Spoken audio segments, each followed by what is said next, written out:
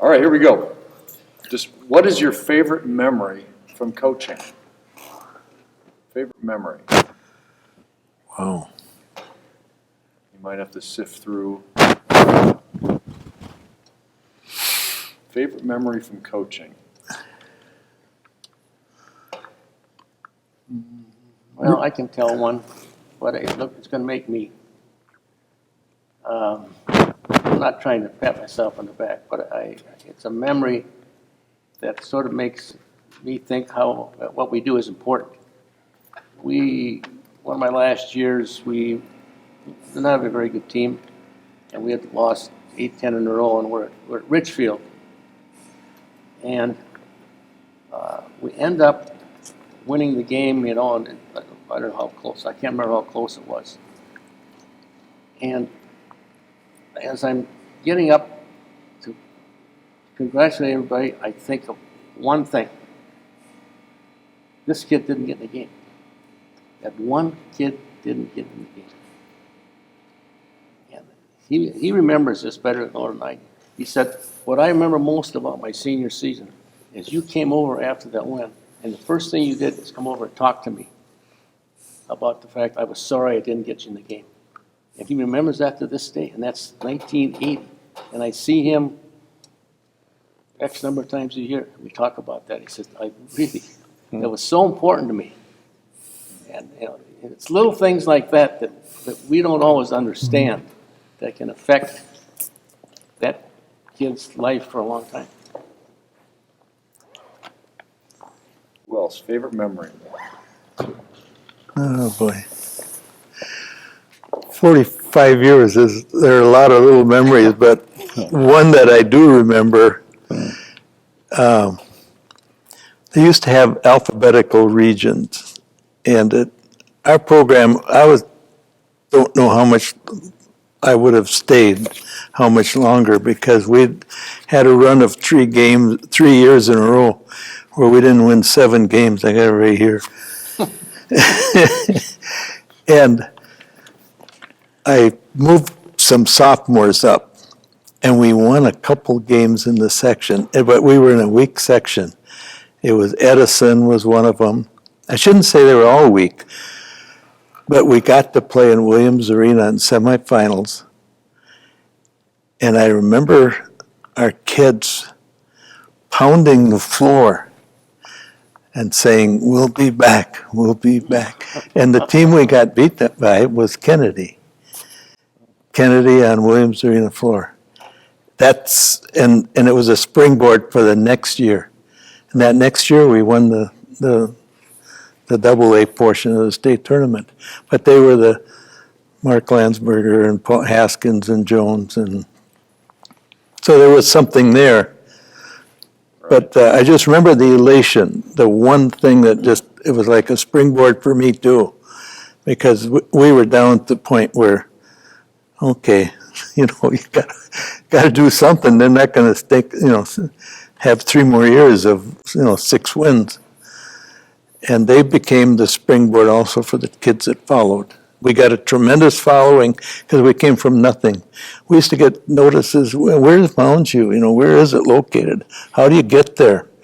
And you can see it from the freeway on the hill, in case you don't know. It's a 694 and 35W. It's on the southeast corner. And you can see the lights at night. Sometimes they play tennis. But that was a big deal. And it kind of set the tone for the next 40 years almost. You know what, this is going to sound strange. When I took over at Osseo, I probably got this from Ziggy or one of you guys, and we opened the gym. And we got beat in the tournament like on a Tuesday or Wednesday, and I opened the gym I went 2 years where I opened it almost every Saturday for the kids to come in and play. We lost. And we're packing the uniforms away, and the seniors came. Hey, you're going to open the gym on Saturday. We want to play. And they had just gotten beat.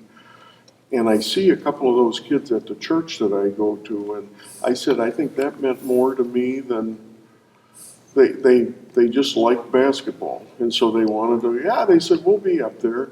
And I said, all right. I said, I can put these uniforms away then while you guys are playing. And I thought that was, at least I accomplished something anyway. That was important to me, I think. Steve?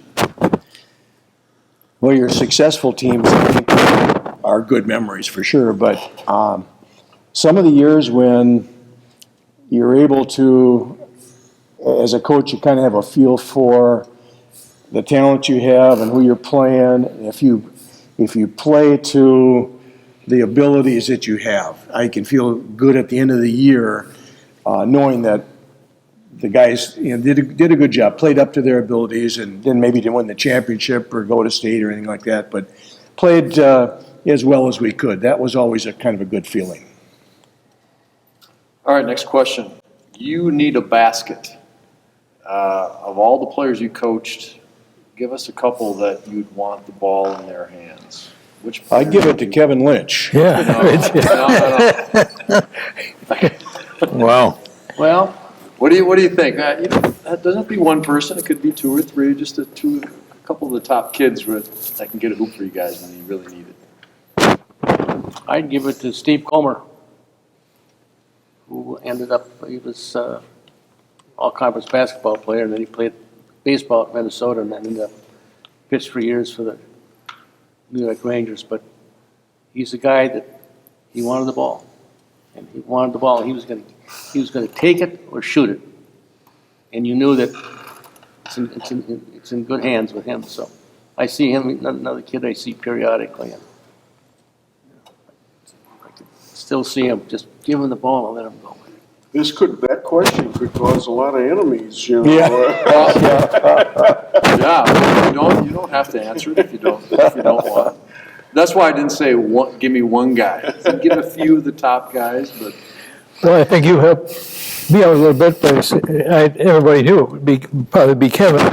But he proved that in all the games that he played, all the years that he played, that he made a good decision, or a most important decision during all the games that we played. It wasn't necessarily taking the last shot to win a ball game, but a steal or good defense or whatever it may be. And just the most important person that you want. You know, there are some. Did you see the Gopher game this year? Field made that interception at the end. Oh, that's a terrific play, yeah. Good players, and Zig and you guys, they seem to be able to recover and make a play. And I remember your senior year when we played, you had a tight game at our place, and we had a play set up, and we had you faked out. And doggone it, I think you came on the other side. Now, I still think you went up and hit the net. I think it should have counted. No, I know the play you're talking about. And you know what, we used that as I said, great players recover and they make plays. That was a great play. And and you had guys like that. I even had some substitutes that weren't leading scorers, but at crunch time, they sometimes could kind of come through, and make plays. And I think that's kind of what you look for, too. I always tell the kids now, okay, we're going to Stuart Kramer, but the other team knows we're going there, too. So you other guys have to be willing to step up, too, and if you're, if it's not open for him. And so you need a variety of players who can make plays, I think, on your good teams. Anybody else, or we can move on? I got another good question for you. And this is one thing, before Jimmy left, he wanted me to ask you guys. What did you do as a basketball coach to try to develop toughness? Anything in particular that you would do to develop that?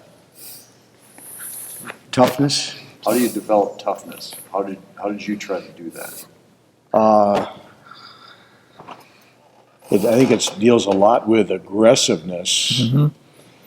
I had a player back in 83, 84 that every time we went into a game, I didn't know if he was going to, kill one of our guys, one of the opponents, or me. I mean, he had that, the ball would be going out of bounds and he'd save it and clunk up against the bleachers. Some guys have a certain amount of toughness and aggressiveness, and other guys don't have it. I've gone to clinics and you roll out the ball and you got guys in two lines and they got to go get it and then they play one-on-one with each other to try to create some of that stuff.